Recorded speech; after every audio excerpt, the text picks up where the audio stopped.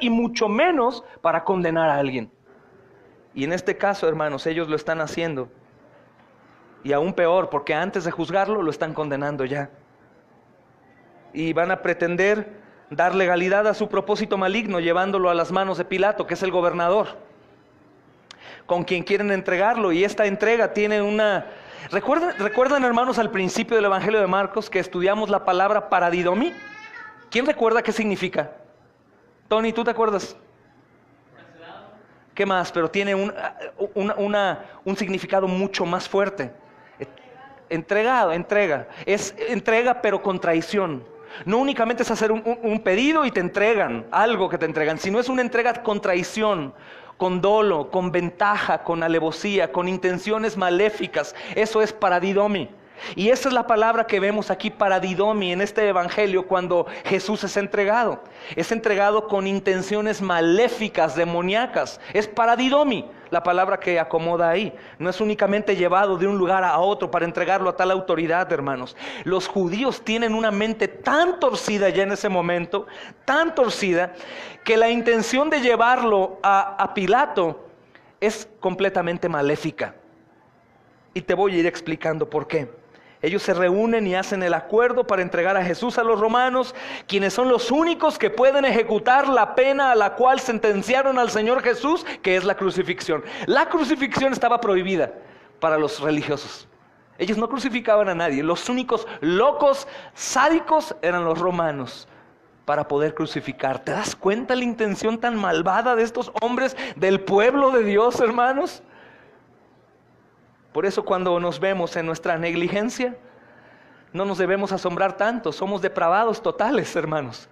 Somos perdidos por completo.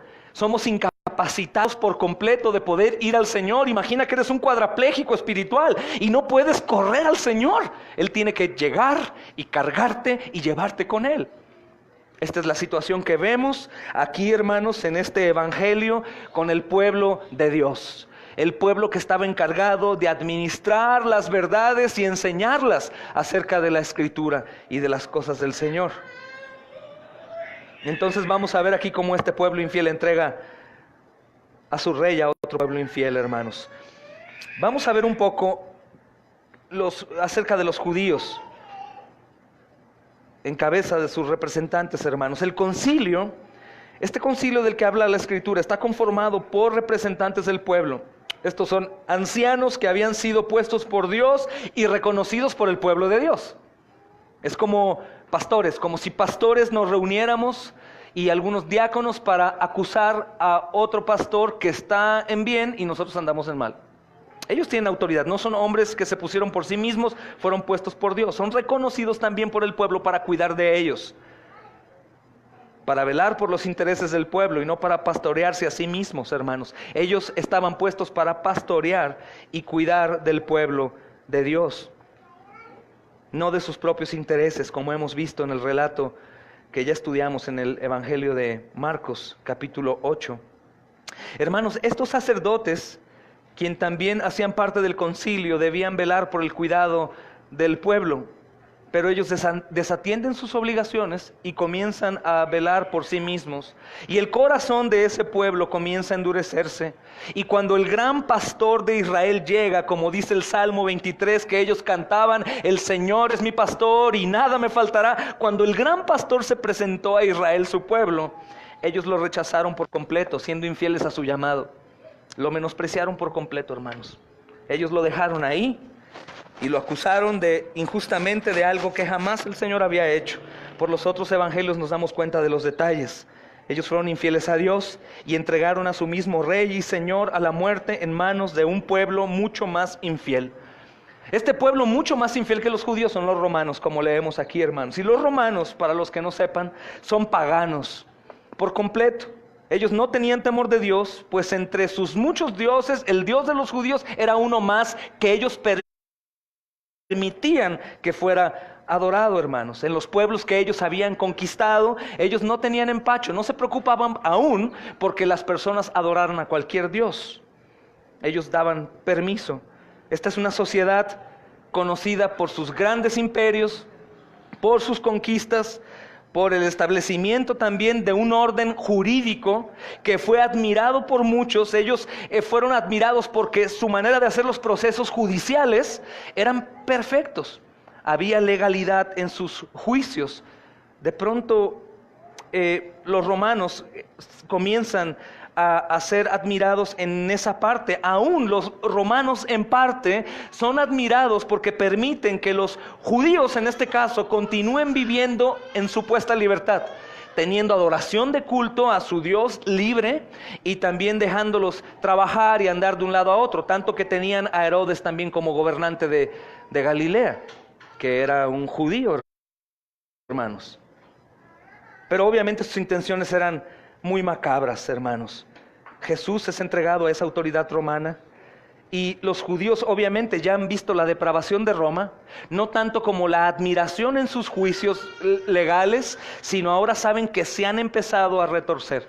Ellos cayeron en una trampa que les cumplían a los judíos y cada año libertaban a un preso, fuera quien fuera. Eso no es lo que hacía Roma cuando comenzaron a hacer sus leyes y a implementarlas, sino al contrario, hermanos. Entonces Jesús es entregado con mucha habilidad demoníaca de estos hombres y con mucha agilidad para que fuera sentenciado a una muerte de cruz. Dice Matthew Henry, hermanos, acerca de estos hombres que corrieron pronto aún de madrugada cuando era prohibido para hacer prisionero a Jesús. Y dice Matthew Henry: la diligencia infatigable de los hijos de las tinieblas que muestran para hacer el mal debería avergonzar nuestra pereza y poco entusiasmo para hacer el bien. Hermanos, estos hombres se mueven con diligencia para asesinar a un hombre justo. Estos hombres apresuran sus pies aun cuando es en contra de lo que ellos creen y deben de hacer, para entregar a Jesús a un pueblo sádico y que saben que tienen influencia sobre ellos, no por el temor de Roma a ellos, sino porque Roma quiere tener paz en su gobierno. Estos hombres son sabios y saben lo que van a hacer, hermanos. Y obviamente nosotros sabemos que a pesar de que creyéramos en ese entonces que al ser entregado a Roma, algunos de los seguidores de Jesús esperábamos que iban a ejercer una autoridad fiel y iban a defenderlo, que actuaran en derecho, al menos eso se supone de toda autoridad. Probablemente algunos seguidores de Jesús esperaban que llegando a Roma fuera libertado porque no había mal en él, no había hecho absolutamente nada. Pero vemos, hermanos, cómo ellos actuaron en mal, como hoy vemos también cómo la ley llega a corromperse. Y peor aún, hermanos, las autoridades religiosas. Podemos ver cómo en ese entonces sucedió, pero hoy entonces sigue sucediendo algo totalmente detestable ante la sociedad y ante Dios mismo, hermanos. Esto es, Jesús es entregado a romanos, un pueblo pagano que había oprimido a los demás, incluso al pueblo de Dios. Pero hoy en día también se sigue blasfemando el nombre de Cristo de una manera horrible. Hermanos, podemos ver cómo este papa romano es adorado, alabado, la gente llora, presenta a sus hijos, hacen filas, se aplastan por besarle la mano, y si toca a alguien, ¡wow! Mucho más que por Jesús. Mucho más que por Jesús. Esta autoridad ha permitido hoy en día cosas horrendas, hermanos. Algunos de autoridades católicas romanas, son más romanos que católicos obviamente, han dicho que el ser pederasta probablemente no es pecado. Hay algunos sacerdotes homosexuales y no hay problema, son humanos, todos se equivocan. Hay algún otro sacerdote que enseñaba a unos hermanos ayer que dice, bueno, no sabíamos si Juan era homosexual o Pedro se movía de una manera rarita. No sabemos si Magdalena era lesbiana. Hazme el favor. Son las autoridades que hoy gobiernan a un pueblo extremadamente grande, hermanos. Y que las multitudes lo siguen. Que si nosotros salimos y preguntamos 10 de 11, 10 son romanos. Y si nosotros les decimos, ¿a quién obedeces más? ¿Al Papa o la Biblia? Al Papa. Esta misma autoridad romana, hermanos, que condena injustamente a Jesús, es la misma autoridad romana que ha llevado a miles o probablemente millones de mártires a una muerte horrenda. Roma. Y es muy probable que bajo las aguas continúe gobernando en sobremanera Roma y asesinando a aquellos que portan la verdad, solo por presentar a Cristo y solo a Cristo. Esto es lo que hemos visto, hermanos. ¿Qué ha hecho la autoridad religiosa de Roma hasta hoy? ¿Qué han hecho en épocas pasadas?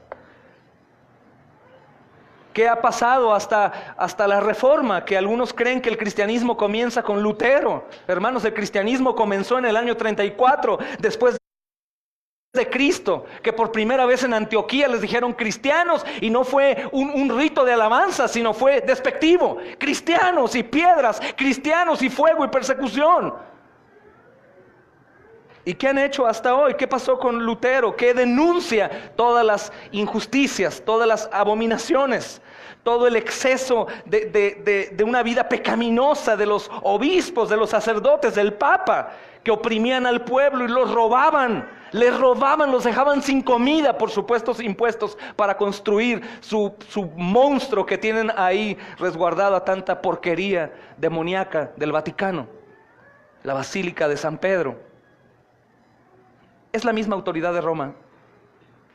¿O tú te sentirías cómodo siendo juzgado por el Papa y sus súbditos? ¿Dirías, en qué manos tan fieles y justas estoy? No, hermanos. Es lo mismo, esa autoridad horrenda y espantosa que hoy es este engaño de religión. Es el mismo poder satánico que estaba obrando a través de él, hermanos. Este Poncio Pilatos era el gobernante y él decidía quién moría y quién no moría y de qué manera moría. Este hombre llamado Papa, hermanos, que tantos adoran y alaban, hoy él dice ser o tener la obra del Espíritu Santo, llamándose ser vicario de Cristo. Hazme el favor. Él es el sumo sacerdote, el gran puente. ¿Quién es tu gran puente, mi amado hermano y hermana? Él es un anticristo, es un demonio que está llevando gente al infierno día con día por la idolatría que le tienen. Y cada vez que entregan a sus hijos a él para que los toque, el mismo diablo es el que los toca. Y por eso, hermanos, Dios nos ayude a no caer en el ecumenismo jamás, aunque esto te cause problemas. Aunque haya voces que te digan, no te metas en problemas, no digas esto, hermanos. El peor enemigo hoy para el evangelio en México es el catolicismo romano. Cuando nos ofenden y nos avientan cosas y nos corren de lugares, es porque son gente idólatra. Gente que ama imágenes, que las adora, que las besa, que las venera, que las carga, que viste monitos y no sé qué más hacen con ella. Si hubiera posibilidad, hacen lo inimaginable. Por eso Dios nos ayuda a presentar correctamente a Cristo a nuestros más cercanos. Y Dios nos ayuda a tener el valor de hablar del catolicismo romano como la gran ramera. Y es insistir. Y solo es Cristo el que va a poder traer libertad, hermanos. Y a ver si Dios permite que ellos sean libres como nosotros, que los libre del lazo satánico en el cual están cautivos, adorando a sus monos y a su papa, que es un anticristo, y lo seguiré diciendo siempre. Pero volviendo al tema, hermanos, es necesario recordar que no solo los judíos entregan a Jesús a los romanos, tú y yo también entregamos al Señor. Tú y yo también entregamos al Señor. El verso 1, hermanos, de Marcos. Muy de mañana, habiendo tenido consejo los principales sacerdotes con los ancianos, con los escribas y con todo el concilio, llevaron atado y le entregaron a Pilato. Hermanos, este pasaje nos señala que Jesús fue llevado atado. ¿Y sabes qué simboliza esto? Es como se llevaba atado un sacrificio a un animal. Literalmente podríamos hoy dibujar este título del sermón con una oveja amarrada de sus pies, o de sus patas, perdón, atada de manos. Y esto es fabuloso, hermanos. Matthew Henry da otro comentario también, pues estuve apoyándome mucho en el estudio de su comentario para este estudio, y dice: él fue atado de sus manos para que nosotros pudiésemos ser libertados de nuestro pecado, y él estuvo en silencio cuando lo atan para que nosotros pudiéramos aún cantar alabanzas en medio de la aflicción. Mientras ataban al Señor, nos desataban a nosotros. Gloria a Dios, hermanos. Mientras lo ataban, nos desataba a nosotros. ¿Cómo es que hemos entregado al Señor? Creo que hasta hoy todos podríamos decir cómo. Con nuestros pecados. Nosotros también hemos entregado al Señor para ser muerto. Aunque nunca hizo maldad, ni hubo engaño en su boca, nosotros también hemos sido infieles, y es por causa de nuestra infidelidad que Él se entregó a sí mismo al padecimiento más cruel e injurioso que pueda existir. Él fue atado para darnos hoy a nosotros esta libertad del pecado, hermanos. Libertad para seguir con gozo a nuestro Dios. Podríamos decir esto con firmeza: cualquiera que sigue viviendo de la misma manera que vivía antes de conocer a Cristo, es una sola cosa podríamos decir: tú sigues estando en condenación. Si tú sigues viviendo de la misma manera que vivías antes de conocer al Señor Jesucristo, tú sigues viviendo en condenación, sigues atado. Porque precisamente, hermanos, cuando Jesús fue atado, Él nos liberta de la esclavitud del pecado y nos liberta para servir con gozo a nuestro Dios, para aborrecer lo malo, para caminar como libres, hermanos. Solo quisiera, sin desviarme, leer Juan capítulo 8, versículo 32.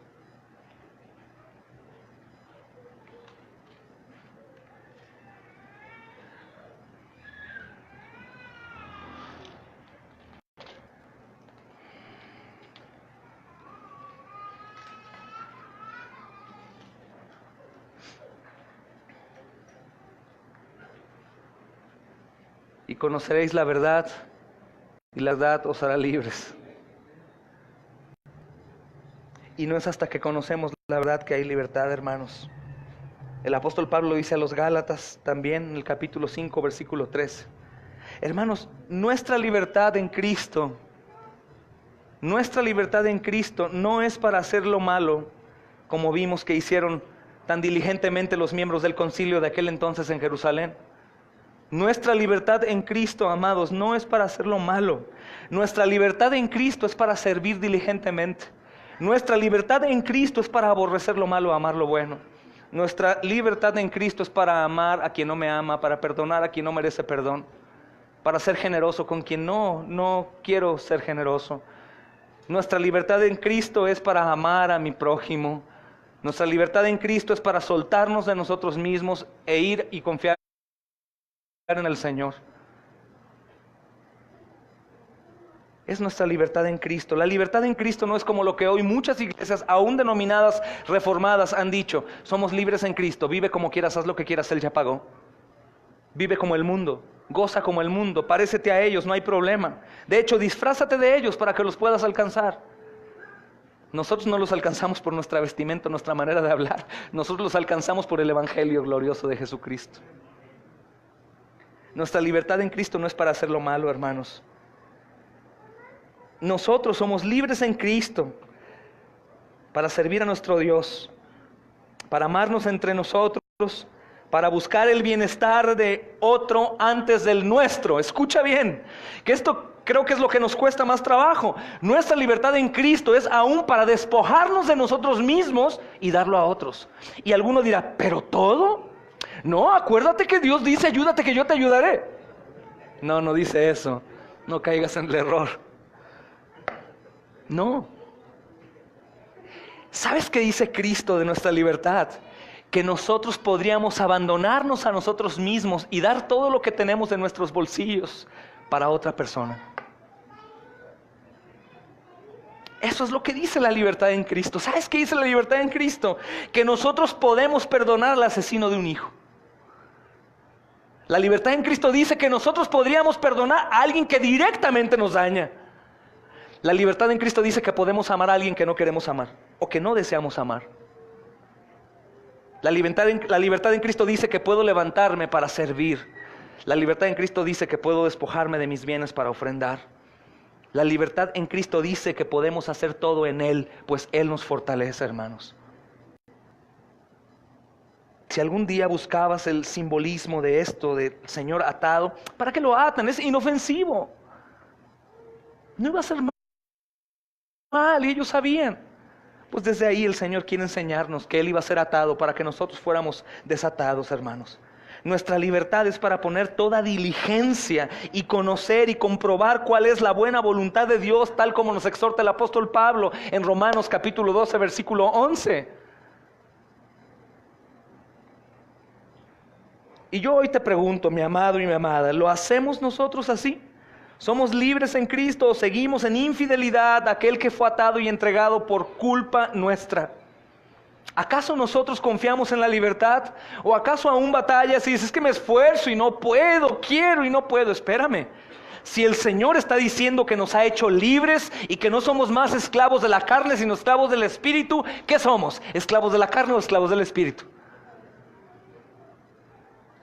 Cuando alguien dice, hermanos, que no puede en Cristo, es porque aún no ha creído en Cristo. No sabe quién es Cristo. Podemos vivir esa libertad, hermanos. Amén.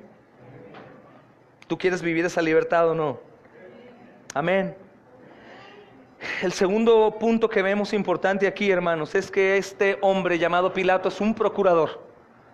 Es un procurador que no hizo su trabajo, hermanos. Y nos pone a pensar cuál es la calidad de esa autoridad por medio de la cual fue entregado el Señor Jesús. Es Pilato, un procurador que no investigó. Un gobernador que no le interesó conocer la verdad en detalle, hermanos. Que escuchó acusaciones que llegaron a sus oídos, pero que veía claramente que era por envidia, bien dice la Escritura. Y no actuó en derecho, no le importó. Y se dejó llevar por la murmuración. Imagínate el peligro de esto, ser entregado a una autoridad que no interroga a nadie, que nada más escucha, sí, es un loco, es un ladrón, y tú no eres, y no tienes defensa. Nadie está defendiendo a Jesús, solo se levantan acusaciones, y el único que podía defenderlo, que era un procurador, no lo hizo. Ahora, ¿qué importante hay en esta enseñanza, hermanos? ¿O cómo es que este caso es aún más oscuro y malo? Pilato no se caracteriza por tener una buena relación con el pueblo judío. Pilato aborrece a los judíos. Y los relatos históricos extrabíblicos dicen que cuando Pilato llegó a la ciudad, llegó con banderas o estandartes y escudos con sus dioses. Y cuando llega a Jerusalén, esos escudos y esas banderas con alusiones de dioses son ofensas a los religiosos, a los judíos. Entonces sabemos que ni los judíos lo aman a él, ni él ama a los judíos, hermanos. Y también podemos ver por los relatos del Evangelio, hermanos, que el juicio y la condena del Señor manifiestan que poco se preocupó por el bienestar de aquellos que gobernaba. No actuó en misericordia, no actuó en justicia y echó fuera por completo todo derecho que hubiera podido tener el acusado, hermanos. Pero a pesar de esto, los líderes judíos lo reconocen como autoridad y le entregan al Señor Jesús. E insisto, su intención es perversa. La intención de los judíos es que no quieren que Él muera lapidado. Él quiere que muera crucificado. Aunque hemos entendido, hermanos, que la muerte en la cruz no fue lo que más le ocasionaba sufrimiento al Señor, sino la ira. La muerte de cruz no deja de ser una horrenda muerte de cruz. El pastor Sugel Michelén en este mismo sermón hace énfasis en un dato histórico. Él visita el Museo de Israel y encuentra en una vitrina un clavo con los que crucificaban. No era el clavo del Señor, pero ese clavo tiene algo muy peculiar. Tiene un pedazo de talón incrustado, o el clavo está incrustado a un pedazo de talón. Cuando clavaban, no llamaban a un médico para tocar en dónde entraba el clavo con mayor comodidad, o dónde podía no pegar en arterias o en tendones. Ellos, como carniceros, tomaban el marro y el clavo y lo enterraban. La muerte de cruz es una muerte completamente sádica.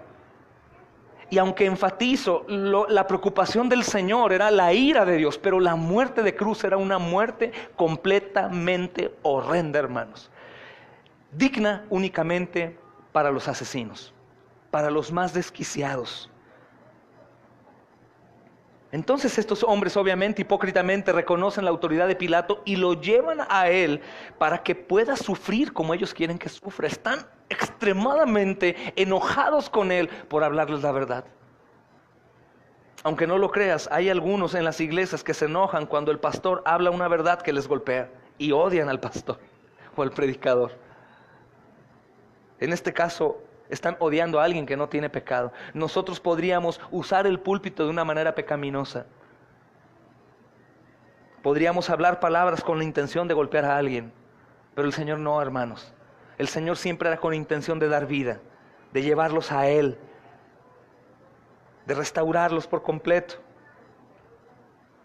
Pero este hombre, hermanos, Pilato, ejerce su autoridad y recibe al acusado. Es interesante que ver que ni Marcos ni los demás autores evangélicos, ni los historiadores inspirados, hermanos, señalan que el gobernador buscó establecer la verdad acerca de las acusaciones de los judíos. Es decir, no hay ningún relato que diga, sí, Pilato en realidad se preocupó, llamó a unos testigos, los entrevistó, se sentó, envió al centurión o una guardia que preguntaran si era verdad, ¿no? Sabemos, hermanos, que Pilato no lo hizo.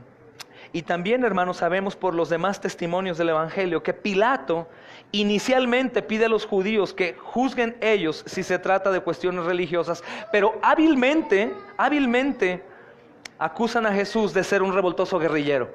Aquí inicia un dato muy importante. ¿Sabe que es un problema religioso? Pero estos hombres maquinan tanta maldad que dicen, no, es un sedicioso, es un revoltoso. Él dice que es Dios y rey sobre César. Él no quiere someterse, él está alborotando el pueblo. Es impresionante, hermanos, lo que está a punto de pasar. Porque están acusando con mentiras al Señor de una manera completamente errada. Pero lo más importante en la soberanía de Dios, que justamente están acusando al Señor de lo que Barrabás hizo. Eso no lo sabías. De lo que se le acusa a Cristo es de causar sedición y de tener un grupo de revolucionarios que van en contra del gobierno de Roma. Entonces están montándole la acusación de Barrabás a él. Muchos historiadores han creído que la cruz en donde Cristo fue puesto era de Barrabás.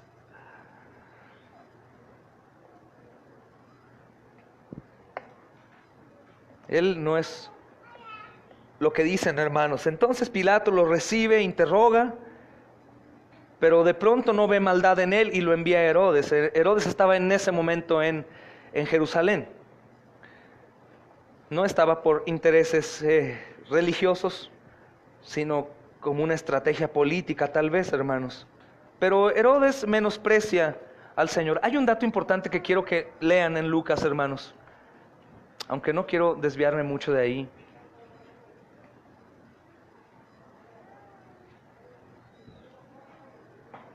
Mira qué dice cuando está delante de Herodes.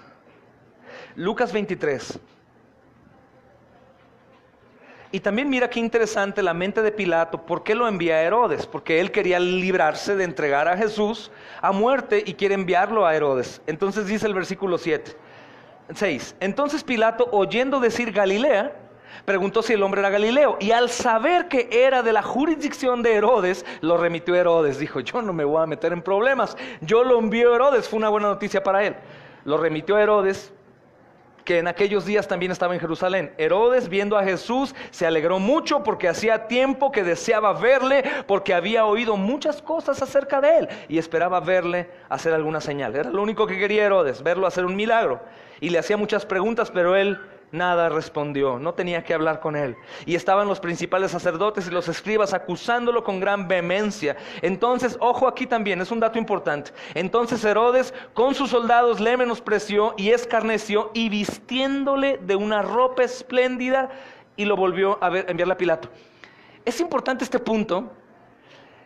¿Recuerdas que hay la predicación de la prosperidad? Dicen que Jesús vestía de unas ropas tan increíbles que los soldados las repartieron, ¿no? Recuerda que el Señor Jesucristo ya sudó como gotas de sangre en el Getsemaní. Sus ropas no valen nada, están manchadas de sangre, y creo que hasta hoy la sangre no se quita de la ropa con facilidad. En ese entonces menos, hermanos. Su ropa en realidad Aparte de ensangrentada, es una ropa del ministerio de 3 años, hermanos, sirviendo constantemente, y no es una ropa que valga en sí. Ahora, ¿por qué se reparten las ropas del Señor? Mira lo que dice aquí este texto. Entonces Herodes, versículo 11, y sus soldados le menospreció y escarneció, vistiéndole de una ropa espléndida.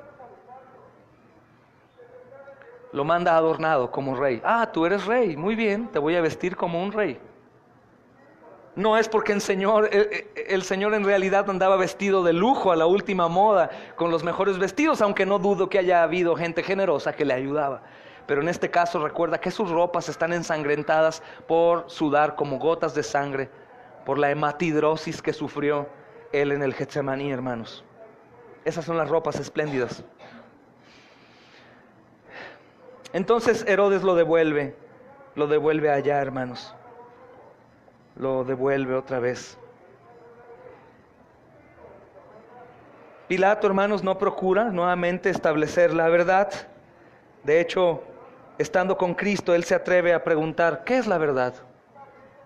Y de pronto yo he querido, hermanos, ver en la sobreenfatizando gracia, que Pilato ha recibido perdón, o está recibiendo gracia, ¿no? Cuando pregunta, ¿qué es la verdad? Como si estuviera postrado a sus pies como Nicodemo, tratando de investigar qué era la verdad. Pero no, hermanos, viendo la figura romana, viendo que esos hombres eran hombres asesinos, desquiciados, con tendencias homosexuales o bisexuales, glotones, de un nivel socioeconómico alto, querían y hacían lo que quisieran. Esto no fue, hermanos. El Señor está ante él como derrotado, como indefenso, literal, como un cordero. Si nosotros, hermanos, tenemos un cordero enfrente atado, aún podríamos dejar a nuestros hijos más pequeños con él. Sabemos que no le va a hacer nada. De la misma manera creemos que el Señor Jesucristo está delante de Pilato como un cordero atado de manos, ahí inofensivo. Entonces cuando Pilato pregunta qué es la verdad, no lo pregunta con intenciones buenas de saber cuál es la verdad, sino lo hace irónicamente, sin preocuparse de recibir respuesta alguna, hermanos. No por saber más del Señor, sino irónicamente lo hace. No está preocupado, no le importa. Aunque Marcos, hermanos, no deja ver que este Pilato fue salvo o no por estas preguntas, y sabiendo el tipo de persona que es en su contexto, sabemos que lo hace de una manera irónica y no buscando la gracia del Señor para el perdón, hermanos. Este mismo Pilato menosprecia al Señor. Entonces, al ver a Jesús herido por los golpes, al ver al Señor atado y condenado a muerte por su propio pueblo, hermanos, lo ve y le pregunta, ¿tú eres el rey de los judíos? ¿Te puedes dar cuenta cómo no puede ser una pregunta sana o bien intencionada? ¿Tú, atado, derrotado, tú eres el rey de los judíos? Y él no espera precisamente que el Señor le responda afirmativamente, sino que está burlándose de él, hermanos. Como si dijera, sí, claro, si me contestas que sí, sí, claro, te creo, tú eres el rey. Tú eres el rey. Son de burla, hermanos. En este estado que te encuentras, ¿en realidad crees que alguien va a creer que tú eres el rey? Herido de esa manera, acusado por tu propio pueblo, ¿crees que en verdad, qué pretendes decir, yo soy el rey? Pero para sorpresa, hermanos, el Señor le responde, tú lo dices, o tú lo has dicho, esto es, sí, soy el rey. Tú mismo lo has dicho. A pesar de este menosprecio, hermanos, Jesús da el testimonio de la verdad, pues es la verdad. Él es el rey del pueblo de Dios, y para eso vino, hermanos, tal como el Evangelio de Juan dice. Pero Marcos se limita mucho a presentar una respuesta corta del Señor. Solo dice, tú lo dices. Pero para nosotros debe ser suficiente, como el pueblo que Dios le escribe a través de su Evangelio, hermanos. Él es el rey. Él es el rey, hermanos, y no hay nadie como Él. Y sabemos por qué está haciendo lo que está haciendo y por qué está soportando Sabemos que Él fue menospreciado conforme a lo que estaba establecido. Estaba escrito que Él callara y fuera entregado a sus angustiadores y padeciera ahí como una oveja entregada a sus trasquiladores, mudo. No porque no tenía poder, hermanos, sino porque tenía que morir así. Y sabemos que iba a morir, pero también sabemos que iba a resucitar, y resucitó. Y también sabemos que va a venir nuevamente según a lo que está escrito, hermanos. Sabíamos que iba a venir, vino, sabíamos que iba a sufrir, sufrió, murió, resucitó y debemos de creer que va a venir. Y recuerda que primeramente cuando dices creer en que va a venir, es como creer en Jesús, y eso es una orden primeramente. Encárgate de ejercitar esa ordenanza y el Señor te dará gracia cada día para creer cada vez más. Hermanos, Marcos se especializa, como desde un principio estudiábamos, en presentar al Señor Jesús como el Rey que es, pero como un siervo también, como un Rey vencedor.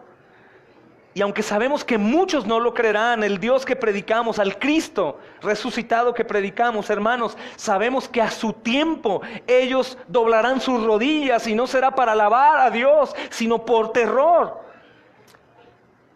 También sabemos que este rey que está siendo entregado como una oveja, hermanos, sigue siendo menospreciado, pero algún día dejará de ser menospreciado.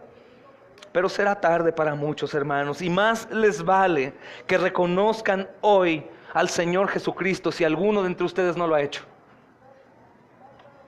Porque no sabemos cuándo el Señor se levante. No sabemos cuándo los ricos y los gobernantes huyan y pidan a los montes que caigan sobre ellos, escondiéndolos de la ira del Cordero. Otra meditación importante, hermanos, es el hecho de que el Señor Jesucristo fue entregado a los romanos y que no se defendió. Ese es un hecho muy importante. Si te das cuenta en los evangelios que puedas tú leer, te recomiendo que vayas y leas Lucas 23, Juan 18, en donde están ahí los paralelos. Sumamente importante que los leas también, pues hay más de donde sacar. Señalan que Él no gritó.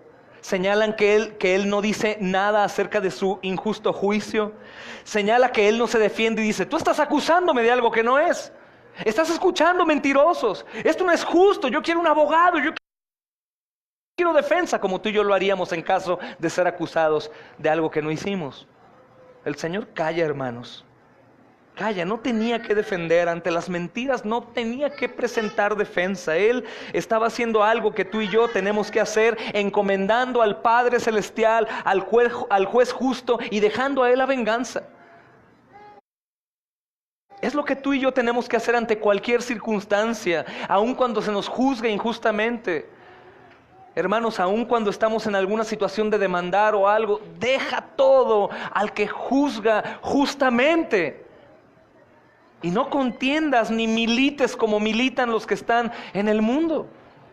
Confiemos en nuestro Dios soberano. Es lo que el Señor nos está enseñando. Él encomienda toda esta causa al Padre Celestial, porque Él sabe mejor que nadie, hermanos, que Él está al control y lleva a cabo su santo y eterno plan soberano para los suyos. Es lo que podemos ver ahora en el juicio que se hizo durante 2 años al hermano Andrew, que salió libre, hermanos. Ayer está en su casa ya. ¿Por qué callado? ¿Por qué en lugar de defenderse? ¿Por qué el hermano únicamente decía: Dios es soberano y yo hago lo que Él diga? Yo daré testimonio, lo único que hago es servir a mi Cristo desde hace 25 años en Turquía. Yo sirvo al Señor. ¿Por qué, Andrew? ¿Por qué no te defiendes y dices que no eres terrorista, que es mentira? Porque él dejaba todo a aquel que juzga justamente. Y sabía que todo esto tenía un plan soberano, hermanos. Si acaso se nos da el privilegio de padecer por Cristo y se nos encarcela o se nos lleva a algún lugar no deseado, hermanos, y nuestras manos son atadas, y aunque nosotros podamos decir somos inocentes, el Señor sabe que somos inocentes, y eso nos debe de bastar. Hermanos, viendo las cosas que permiten ahora que en algunos países que hombres adultos se casen con niñas, o que hombres con hombres se casen, mujer con mujer, que ahora es delito decir que el homosexual es un pecador y todo eso. Estoy seguro que muchos valientes serán encarcelados. Y no cambiaremos, hermanos, el adorar a un Dios mundano como lo están haciendo, por adorar a nuestro único Dios. Y no cambiaremos la verdad por mentira. Y si es necesario que nosotros tengamos que padecer, hermanos, gloria al Señor Jesucristo. Debemos de recordar que Él está al control y está llevando a cabo su santo y eterno plan de salvar a los suyos. Y solo te ruego que cuando estés en una situación así de que niegues la ley de Dios o niegues su nombre por temor a que te vaya a pasar algo, arrepiéntete en ese instante y mejor muere ahí antes de negar a tu Señor. No te escudes en los errores de otros hermanos. No digas, Pedro también lo negó y después fue salvado, porque si tú piensas así, no estás pensando como Pedro. Recuerda que Pedro juró no hacerlo. No podemos confundirnos. Pero Pedro nos anima, hermanos, diciendo en 1 de Pedro capítulo 4 versículo 19. 1 de Pedro capítulo 4 versículo 19 dice: de modo que los que padecen según la voluntad de Dios encomienden sus almas al fiel Creador y hagan el bien. De modo que los que padecen según la voluntad de Dios encomienden sus almas al fiel Creador y hagan el bien. Amén. Esto lo aprendemos del Señor Jesús, quien fue tenido por culpable siendo inocente, hermanos. Aún teniendo toda la potestad, aún teniendo todo el poder, Él no cuestiona. Algo asombroso es lo que te mencionaba. Él no reprende a Pilato, hermanos. Él no se pone a discutir con uno que es parte de su creación. Qué ironía, ¿no? El creador de todas las cosas frente a un mono creado por Él. Un pagano que puede destruir con el poder y el fuego de su mirada, y lo tiene como si fuera en realidad la autoridad que Él piensa ser. Es asombroso, hermanos.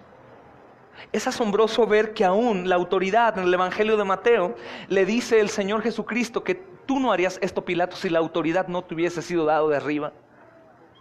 Tengo autoridad para soltarte o para matarte. Tú no tienes autoridad que no te venga de arriba, le dice mi Señor. ¿De dónde viene la autoridad? De Él mismo, hermanos. Él podía torcerlo y romperlo y destruirlo, pero cayó. ¿Para qué?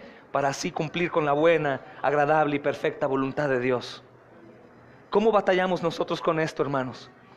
¿Cómo batallamos en las aflicciones, en la pobreza, en las situaciones de trabajo, familiares, y luchamos con nuestra fuerza y voy a hacer esto y todo este año voy a trabajar más, para el otro no trabajar más, y voy a hacer esto y voy a obtener esto? ¡Qué locura!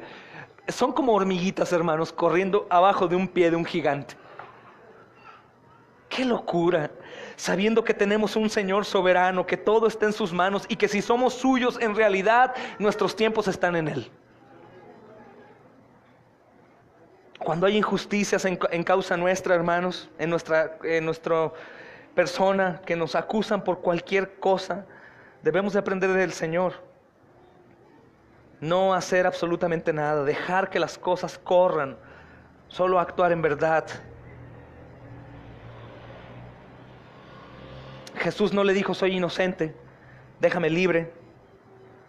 Y así que pasa, se cumple la profecía de Isaías que te he estado mencionando. Él sabía que su causa estaba realmente en las manos de Dios, hermanos. Aunque legalmente el juicio ahora está en manos de la autoridad de Pilato, hermano, de Roma. Aunque aparentemente ellos tienen el poder para ejecutar su muerte, y aunque se va a llevar a cabo un juicio en la tierra en contra de Jesús, hermanos, todo está desde arriba controlado. Y cuando el Señor es enjuiciado, nosotros somos libertados. Cuando el Señor es asesinado, nosotros vivimos. Cuando entendemos que Él hace todo esto por nosotros, hermanos, no tenemos otra cosa más que adorarle. Por encima de ellos estaba el juez justo castigando al pecado nuestro en su Hijo. ¿Puedes entender? No es Pilato, hermanos, no son los religiosos, es su propio Padre, y lo hemos enseñado mucho aquí. Quien aplasta a Jesús en la cruz es su propio Padre por nosotros. Quien tenía el control es su Padre, hermanos, y Jesús lo sabe. Padre, si puedes, líbrame de beber esta copa, pero que no se haga tu voluntad, que no se haga mi voluntad, perdón, sino la tuya. Hermanos, si el Señor Jesús pudo callar ante este sufrimiento, es porque sabía que el Padre estaba al control. Si nosotros podemos callar, hermanos, en sufrimientos, es porque sabemos que el Padre está al control. En cualquier cosa, si callamos, es porque el Padre está al control. Y si no callamos, alguien tiene que recordarte: oye, recuerda que el Señor está al control.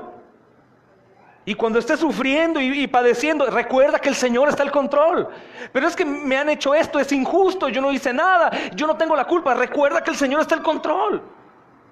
Pero es que sufrimiento tras sufrimiento, situación fea, más situaciones horrendas, y se van haciendo cada vez peor. No importa, recuerda que el Señor está al control.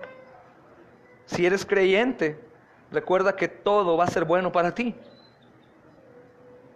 Eso es impresionante, hermanos. Tenemos que aprender mucho de esto, del ejemplo del rey.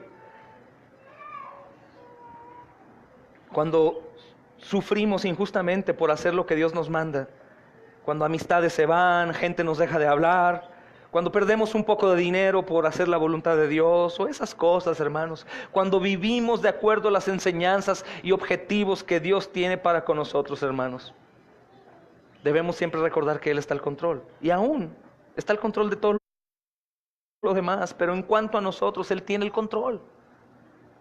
No va a pasar nada, ni vas a ir a ningún lugar que Él no quiera que vayas.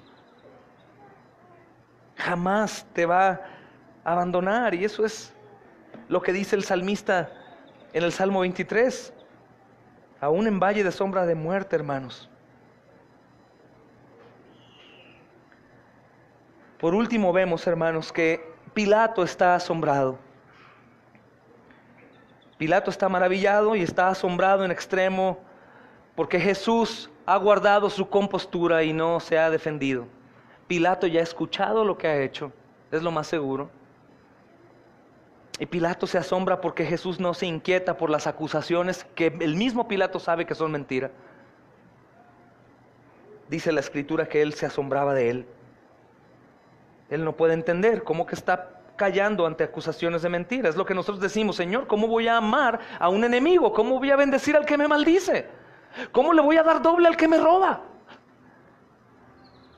¿Cómo voy a hacer eso? Es lo mismo Pilato, igual mundano, hermanos, al más no poder. Está asombrado. ¿Cómo no se defiende si es quien dice ser? Aún dice también el Evangelio de Juan en su encuentro que el Señor declara que tiene poder y que su reino no está aquí, pero está allá, y podría pedir ángeles para destrucción. Pilato debe de creer en parte, pero no tiene una fe salvífica, hermanos. Pilato está asombrado como nosotros. Difícilmente tendremos nosotros la actitud de Cristo, pero en Cristo la podemos tener, hermanos. Gracias a Dios por Cristo, hermanos, quien perseveró en cumplir la voluntad de Dios para establecer verdadera justicia, para satisfacer la ira de Dios a nuestro favor, hermanos. Es impresionante ver que aunque Él no hizo lo malo, Él se entrega y lleva el castigo nuestro, nuestra injusticia, nuestra infidelidad, enfermedades, sufrimientos, transgresiones, toda clase de pecados. Pero es como si le pudiéramos decir: oye, Señor, pero espérame, tú no has hecho nada. Tú eres completamente libre, limpio, perfecto, santo, eterno. ¿Qué estás haciendo tomando ese lugar? Mira qué impresionante lo narra Isaías en Isaías 42. Por favor, acompáñame, estoy a punto de terminar.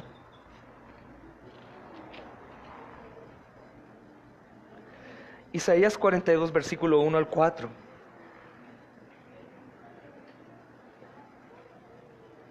Justamente el Señor hubiera podido decir: este día, Pilato, está cumpliéndose esta escritura delante de ti, como lo hizo en el Isaías 61. Dice: he aquí mi siervo, yo le sostendré, mi escogido en quien mi alma tiene contentamiento. He puesto sobre él mi espíritu, él traerá justicia a las naciones. No gritará, ni alzará su voz, ni la hará oír en las calles. No quebrará la caña cascada, ni apagará pabilo que humeare. Por medio de la verdad traerá justicia. No se cansará, ni desmayará, hasta que establezca en la tierra justicia, y las cosas esperarán su ley. Así dice Jehová Dios, creador de los cielos, y el que los despliega, el que extiende la tierra y sus productos, el que da aliento al pueblo que mora sobre ella, y espíritu a los que por ella andan. Y Jehová te ha llamado en justicia, y te sostendré por la mano, te guardaré y te pondré por pacto al pueblo, por luz de naciones. Amén. Jamás uses esta palabra como para dársela a un hermano. Muchos cristianos lo hacen. Él ha puesto tu espíritu, tú serás luz a las... No, hermanos. Esto habla del Cordero de Dios. Esto habla de Jesús. Calla y calla. Hermanos, recuerda la parte humana de Jesús. Es impresionante. Aunque vemos, hermanos, tristemente que el asombro de Pilato no lo lleva al arrepentimiento. Al vemos, aunque su esposa, dicen los otros evangelios, va y le dice: Pilato, este hombre es justo, él es bueno, aún en sueños lo he visto. Pilato sigue igual. Hermanos, en realidad Pilato tenía la posibilidad de darle libertad. Sí tenía, pero como Judas actuó en su irresponsabilidad, en su odio, en su pecado, para cumplir con la voluntad de Dios. Despójate de la idea que Pilato ha castigado a Jesús porque era la voluntad de Dios. Hermanos, era del conocimiento de Dios, era la voluntad de Dios que padeciera. Él es soberano, pero el hombre es responsable y cumple con la voluntad de Dios a través de su maldad.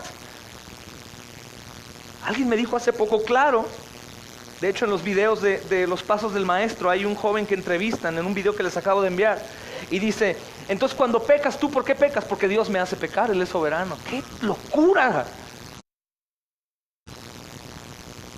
¡Qué locura, hermanos! Dios es 100% responsable, soberano. El hombre es 100% responsable también. El asombro de este hombre, hermanos, pagano, no lo lleva al arrepentimiento, más podríamos saber que él tuvo la oportunidad estando frente al Señor, que es el camino, la verdad y la vida. Claro, hermanos, la tuvo, aún con su entrevista. Este asombro, ¿qué me dice o igual a cuál es? Es el asombro, por ejemplo, que vemos en Semana Santa. En Semana Santa vemos gente llorando, marchando, algunas personas vestidas de monstruos, nunca he entendido por qué, o de animales ahí enfrente. Y van ahí, cuando llegan al Via Crucis, se levanta el supuesto Jesús y la gente llora por María, su madre, no por Jesús. La gente llora por la maldad de Pilatos, no por Jesús. La gente llora por el pobrecito hombre que está siendo crucificado, no por la majestuosidad del Señor Jesús, humillado hasta la muerte. Es el mismo asombro de Pilato, un asombro muerto, un asombro por la misma moralidad, un asombro por el mismo sufrimiento al poner ejemplos. ¿Qué sería si yo fuera su madre? ¿Qué sería si yo fuera él? Esas cosas que son particularmente del hombre del mundo, hermanos. No es una reverencia, no es un acto de asombro por decir: ¿cómo es posible que el bueno y justo vino a la cruz? ¿Cómo es posible que el creador de todo se despoja de su reino y viene a vivir una vida que no le correspondía? ¿Cómo es posible que él nos siga amando hasta hoy cuando nosotros hasta hoy somos infieles? Ese asombro es el que te lleva al verdadero arrepentimiento.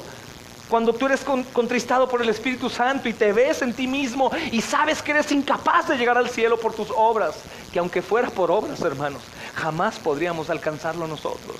Y volteas y ves a Cristo tendiendo la mano, diciéndote: ven, sígueme, toma tu cruz, ven en pos de mí. Es impresionante, hermanos.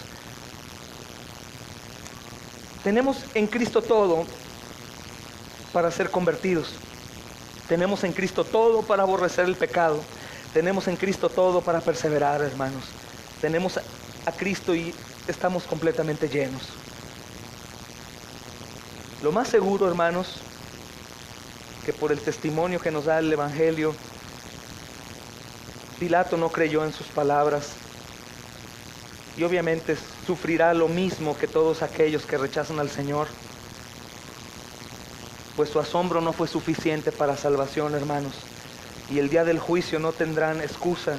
¿Sabes que algunos de entre nosotros es muy probable que se encuentren en esa condición?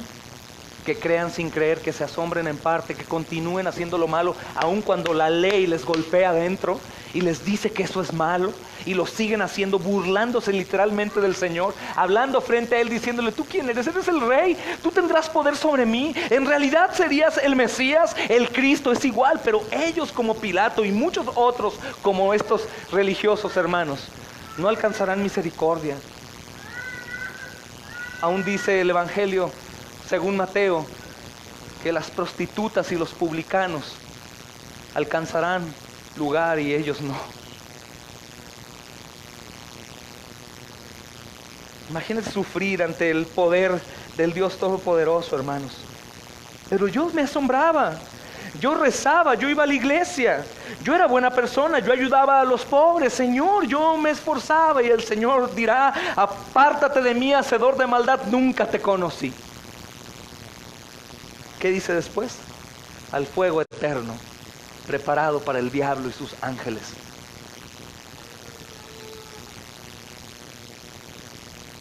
El asombro no es suficiente, hermanos. El asombro tiene que ser en Cristo, en su muerte, en su resurrección y en su próxima venida. Y su próxima venida nos alienta, esforzarnos a vivir una vida santa, porque no sabes cuándo es el día ni la hora. No sea que el Señor nos agarre con las manos sucias, con los ojos en un lugar equivocado, con los oídos en cosas que no deben de ser, con nuestros pensamientos, hermanos, llenos de pecado, asociados con los mundanos. Que llegue el Señor y estemos bebiendo, emborrachándonos, o drogándonos, o fornicando, o adulterando, o simplemente tirados en la cama gozando de salud, o enriquecidos como si fuéramos a llevar el dinero al cielo. Que Dios no nos agarre así, hermanos. El asombro de un rey lleva a sus súbditos a despojarse de sí mismos en totalidad. Ese supuesto asombro de muchos, hermanos, algún día se va a convertir en terror. Escúchame bien, en terror interminable. Nunca terminará. Horrenda expectación de juicio y de hervor que ha de devorar a los adversarios. Y después el autor de Hebreos dice: horrenda cosa es caer en manos de un Dios vivo. Arrepiéntete y cree en ese Jesús que predicamos. Y con Él puedes hablar lo que quieras, como lo hablas conmigo, y decirle tu pecaminosidad, como estábamos estudiando a través de este libro, que es una bendición para mi vida. Confiésale tú quién eres. Él sabe todo. Él te ha visto en lo oculto. Él sabe si estás asombrado o no. Él sabe si vienes aquí por ser bendecido, porque si es bonito. Ya fui a la iglesia, ya siento bonito. No, esto no se trata de sentir bonito, al contrario. Siéntete pecador, siéntete miserable, y después llénate de gozo de saber que hay un rey que envió a su Hijo a morir por nosotros y nos ofrece vida eterna, hermanos. Justamente sabemos que un día lo comprobaremos. Algún día lo comprobaremos. Pero por otro lado, hermanos, todo aquel que cree en Jesús, su actitud, la actitud de Jesús, no solo provoca asombro, sino también nos provoca arrepentimiento. No podríamos ahora decir: este Pilato, estos religiosos malos. No, hermanos, lo hizo por ti y por mí. Arrepentimiento por haber pecado contra Dios, por haber menospreciado su palabra. Pero también, hermanos, tenemos que tener, los que hemos creído, un profundo agradecimiento reverente, porque Cristo padeció en mi lugar y en lugar tuyo. Y padeció lo que nosotros no podríamos soportar. Si el Señor Jesucristo, sabiendo que iba a ser rescatado al tercer día de la muerte, que era amado del Padre, que nunca hizo pecado, su cuerpo físico tuvo esa hematidrosis, explotaron sus venas, hermanos, o sus arterias, y sudó como gotas de sangre, ¿qué será de aquellos que no van a ser rescatados al tercer día? Si Él sabía que era amado por el Padre, ¿qué será de aquellos que no van a estar en condición de amor hacia con el Padre, sino de enemistad?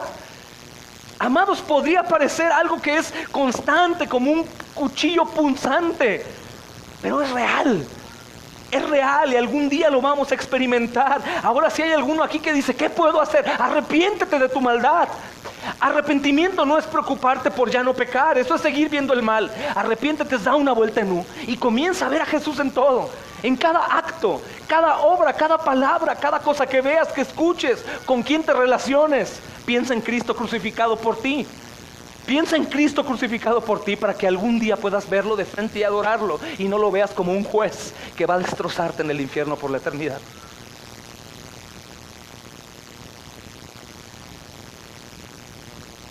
Ayer comentaba algo por el Facebook que les voy a comentar otra vez.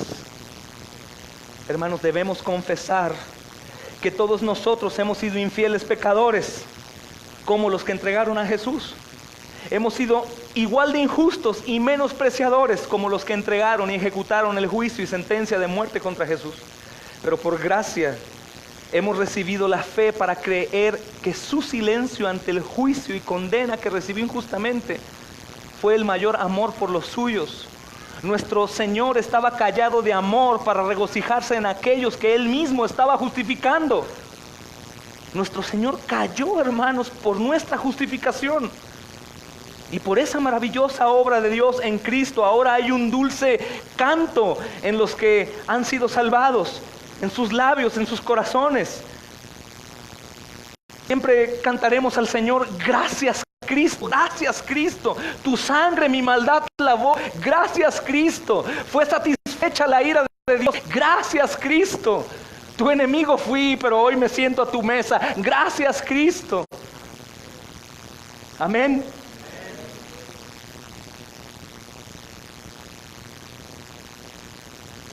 Dice Apocalipsis 15:3, grandes y maravillosas son tus obras, Señor Dios Todopoderoso.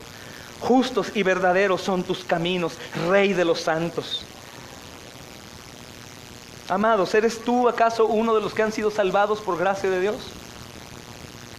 ¿Recibes por la fe el silencio de amor de Cristo llevando tu condena, tu sedición, tu rebelión contra Dios? ¿Lo recibes? ¿En realidad lo has creído? ¿Confías solamente en Cristo para vivir ahora y por la eternidad para su gloria, porque ahora eres visto por Dios inocente gracias a Cristo? Si es así, encomienda entonces tu alma al fiel Creador. Si no es así, hoy es el día de arrepentimiento. Tú no sabes qué pueda pasar afuera hoy. Tú no sabes cuánto tiempo queda. Tú no sabes cuándo vas a morir, hermanos.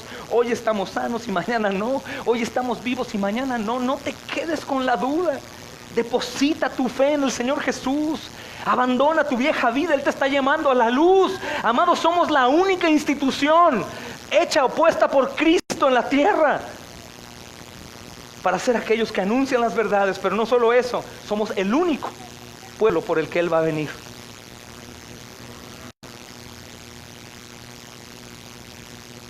Para llevarlo consigo, claro. Vamos a orar, hermanos, y a pedir al Señor ayuda.